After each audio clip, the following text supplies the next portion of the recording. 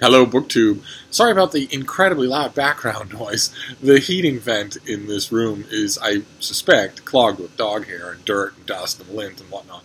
And that's making that noise whenever the heat cycles on. And I still haven't ordered my sherbet to fix it.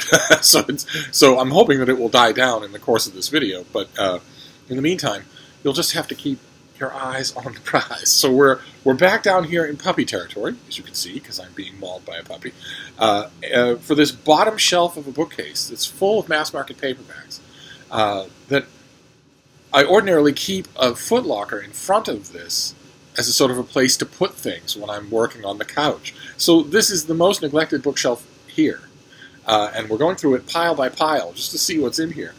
And I've got another stack I'm going to take out here, and we'll go through them together. Probably, if it's anything like the last few stacks, there will be duplication.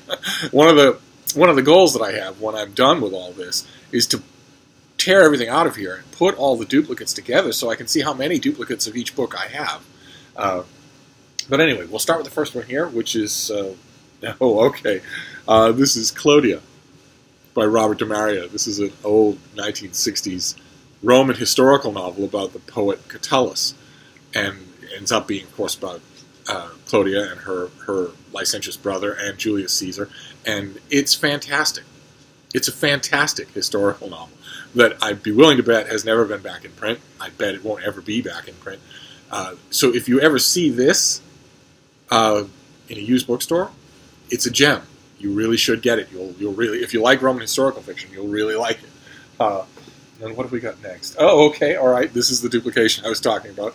This is Star Trek: The New Voyages 1 and 2, just doubles of these old, very old anthologies of fan fiction of Star Trek that a couple of Star Trek diehard fans a long time ago put together into books with introductions by science fiction writers or by cast members. The Star Trek: The New Voyages 2 has introduction by cast members. Each one writing an introduction. So the introductions suspiciously sound exactly like the editors, so I don't think there was much original writing going on, but still, it's a neat thing. It'll never happen again, obviously. We've got Edgar Rice Burroughs' Tarzan's Quest. I think I mentioned that I love these black-spined Tarzan of the Apes and mass-market paperbacks. I love the whole set. I probably have quite a few of them. I don't think I have them all anymore, but they're bound to turn up in the course of this. This one is this one is a little bit inexcusable in 21st century. The chief of the Waziris has his daughter, I believe it's his daughter, is kidnapped by a tribe called the Kivuru, and Tarzan enlists himself to go and rescue her. But the thing about the Kivuru, who live deep in the jungle, is that there's something bizarre about them. They're a race of savages, but they're white. As you can see how that probably wouldn't fly in a reprint. but nevertheless, the book is entertaining. Of course, Edgar Rice Burroughs never wrote anything that isn't entertaining. It's just some ideas wear better than others. We mentioned this last time. This is McGill Fan. This is The Journeys of McGill Fan by Kevin O'Donnell. This is Volume 1, called Caverns. And it's about a flinger.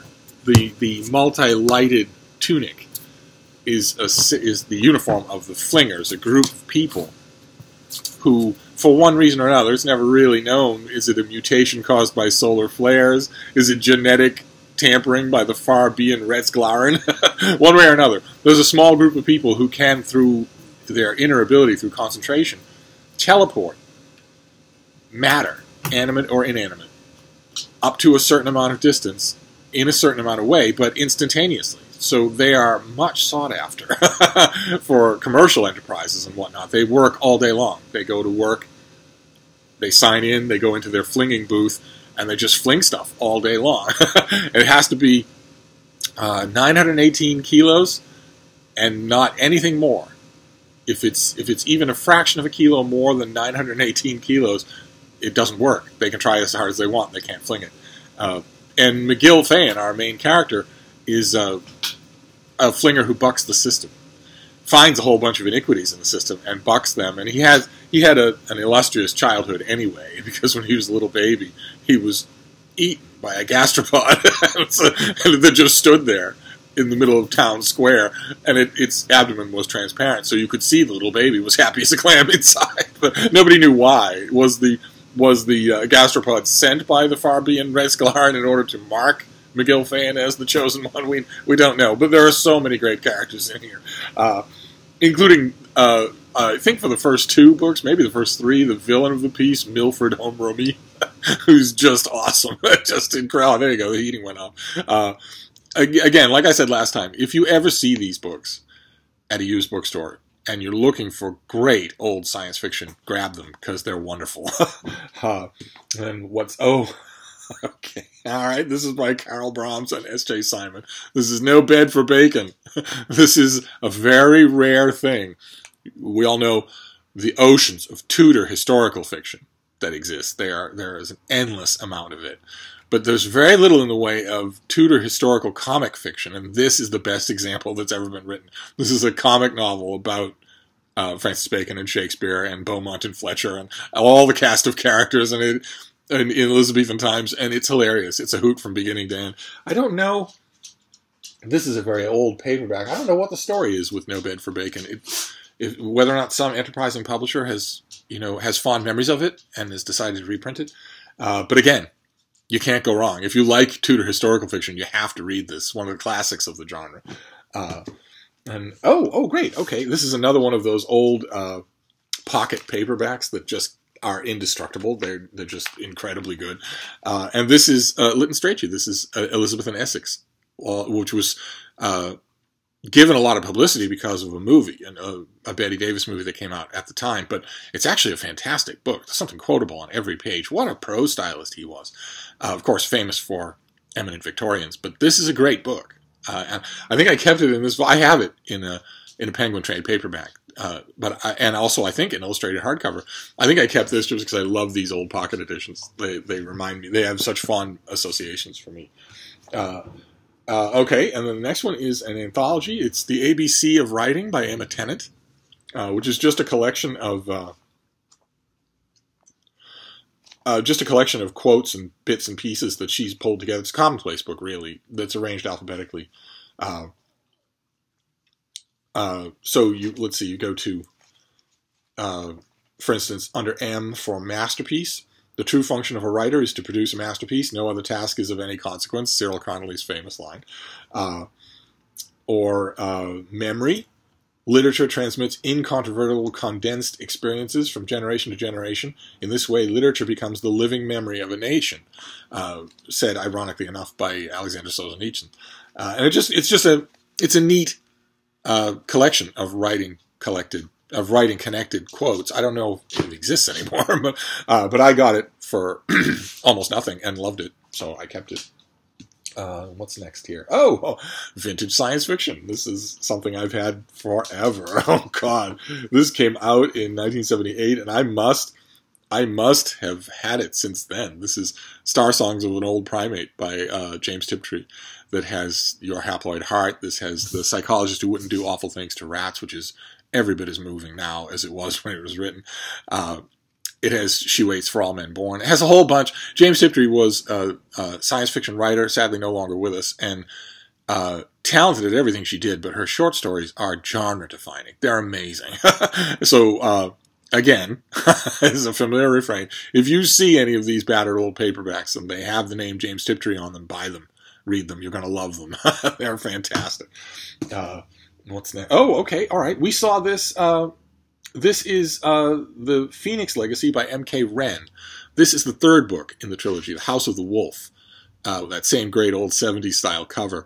We saw Volume 1, and I know that Volume 2 is here somewhere. I have the whole trilogy. I think I have doubles of the whole trilogy. This is really great, family-oriented space opera, politics opera kind of thing. If you like Dune, you will love this series. If you're looking for something exactly like Dune, this, you can't go wrong. It's in terms of tone and atmospherics, just wonderful stuff. All right. Well, we caught Edgar Rice Burroughs on a bad day with Tarzan's Quest and the white savages of the Kivuru tribe. But here's Edgar Rice Burroughs at the peak of his form. This is Princess of Mars, where he's only He only offends political correctness right at the beginning when John Carter and a colleague of his are being chased by Indians on the American plains, and even that's not. It's just they aren't portrayed as bad guys. They just want to kill the man who's going to end up being our hero. But he transports himself, or is transported, to Mars, and it's maybe a Mars of the distant past, full of exotic creatures, full of exotic kingdoms, and where he himself is extraordinary because he's an Earthman, and in Mars's lighter gravity, he can leap huge distances, he can run, and he's stronger. It's true that as the books go on, Edgar Rice Burroughs kind of forgets that. Or he, if he remembers it, he just gives us stories about people who don't have superpowers, because I think it would complicate his storytelling just a bit. He kind of forgets the same thing with Tarzan as well. Tarzan was raised by great apes. By the time he's a teenager, he should, by rights, be far more savage and much stronger than a normal human being. And yet, as the books go on, he's just a guy whose name is Tarzan. And the same thing is true here. There are scenes and bits and pieces in the later novels that would be solved instantly if Edgar Rice Burroughs would simply remember that his character can leap 30 feet from a standing start, and they're not. Instead, John Carter just has to deal with them like any other adventure hero. But in this book, it's in full flower. And the neatest thing about the Princess of Mars, John Carter just in general, is that even before he went to Mars and got superpowers, being able to leap an enormous distance, the first word he learns in Thark is the word for jump. But even before that, he was strange. He's immortal, and he doesn't know why. He can't remember ever being a child. He remembers being his present age forever. Long ages of mankind, always a warrior, always fighting, always living by his sword. And that's never explained. Edgar Rice Burroughs just doesn't bother to explain that, any more than he explains what Tarzan's apes are. The apes who adopt Tarzan are clearly not gorillas. But he doesn't bother to explain that either. I always thought that was very fascinating. He can get away with that. You couldn't possibly get away with that now. What else? Oh, more vintage science fiction. Oh, another series I love. I think I mentioned it on this channel before. This is Julian May. This is the Pliocene Exile trilogy, or tetralogy. This is the first one, The Many-Colored Land, which starts in an alternate 21st century. Mankind has been accepted into the galactic milieu, a large group of advanced spacefaring civilizations, and several members of the human race have been their meta abilities, their psionic abilities have been activated, and they're very good at it. And a lot of the other races are good at it too. But there's a discovery that's made in this Earth that is firmly a respected member of the galactic milieu. A discovery is made in a valley in France that there's a portal that leads into the past. It leads millions of years into the past, into the Pliocene era. But it doesn't come back. It's a one-way, it's just an oddity in Earth's atmospheric field where you can go back. You can go through that portal into the Pliocene era. You can't come back. And you wouldn't think that would have any appeal in a modern-day paradise, but it turns out there are groups of misfits who are either bored with, the antiseptic nature of intergalactic civilization, or who are damaged, or who are maybe suicidal, or just whatever reasons. Julian May gathers a great core cast of characters who go through the portal, and we follow them through. And the people in the galactic milieu think, well, that's the last we ever see of them. They're back in the past, doing whatever. But what they don't know, what nobody knows, because nobody's ever been able to make it back, is that aliens crash landed on Earth in the Pliocene, set up shop, and have been noticing humans coming through the portal and enslaving them immediately as soon as they get there. So that's the nightmarish scenario that our heroes, the humans who are going to end up being our heroes, just stumble into. They're still dazed by the transport when all of a sudden they're slaves with collars on, and it just takes off from there. It's just a slam bang story. Just great. So many great characters. There is the Many-Colored Land and the Golden Torque and the Non-Born King. And then the fourth book, which is my favorite, is called The Adversary, and which is about a group of psionically uplifted humans who are renegade from the galactic milieu and travel back in time with weapons and a whole bunch of other stuff. And their main leader, Mark Remillard, is a great science fiction character. It took Julian May a while to get comfortable enough in this series to give us a character like him, and he's great. So once again, if you see these books at some old science fiction shop or an old paperback shop, and you're wondering if they're any good, they are. So start with The Many Colored Land and just read for the fun of it. Let's see here. Oh, okay. This is Rob Thurman. This is Madhouse. Can't imagine what attracted me to it. This is just another. We saw this with Taint in the Blood by S.M. Stirling. This is another urban vampire series with the same cover artist. This cover artist does all these things. And this went on and on and on. Madhouse isn't the first book in this series. I think Moonshine is. And it just goes on and on and on from there. I think it's had like 8 or 9 books in it. Very successful series. And I have them all here, somewhere. Just standard, urban fantasy action fiction, but really well done. Really, really well done. And there's the two main characters. One of them is a bad boy brother of a type that Thurman had to know exactly what he was targeting, because it's a type of character that just romance fans just love. And to give him the extra edge of sword fighting ability, but anyway, let's move on here. This is an old paperback of some kind. Oh, okay. Wow. All right. This is the 50th anniversary reader of the Saturday Review, the old Saturday Review, which I don't think exists anymore. It's probably online only if it does. But once upon a time, it was a very influential literary and historical magazine. And imagine, you could not possibly do this today, where a major publisher puts out an anniversary of excerpts from your magazine. So you couldn't possibly do it today.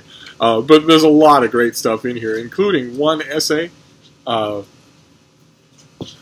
wonder if I can find it. There's one. I mean, there's all the stuff in here is fantastic. But there's one here about Robert Kennedy learning from the Cuban Missile Crisis. Why We Can't Wait by Martin Luther King. A whole bunch of other stuff here. But there's one. Henry Seidel Canby. Wonderful, wonderful man. Just someday I will tell you stories about Henry. But his essay, Adventures in Starting a Literary Magazine, is in here, and it's delightful, just so delightful. If anybody who's ever been crazy enough to start a literary magazine should find a copy of that essay and read it. This is the last book. Oh, okay, great. All right, this is Kenneth Flint. This is A Storm Upon Ulster. Can't imagine what attracted me to it. This is actually a reprint. The original paperback of Storm Upon Ulster didn't look like this. But that is Cuchulainn. That is the great Irish folk hero Cuchulainn. And that's what this is. That's what Kenneth Flint did a lot of books that were just retelling Irish myths. The Red Branch Saga, the Cattle Raid of Cooley, all that. And to wonderful effect. It's a little bit wooden at times, but when he gets going, he's really, really good. This book is the best one. So I'm glad I still have a copy. That's wonderful. But anyway, that's it for now. As you can hear, the aircraft carrier has started up behind me, so I'm going to wrap this up for now. But we'll be back. We've got lots more books to go here, so I will see you soon. Thank you, BookTube.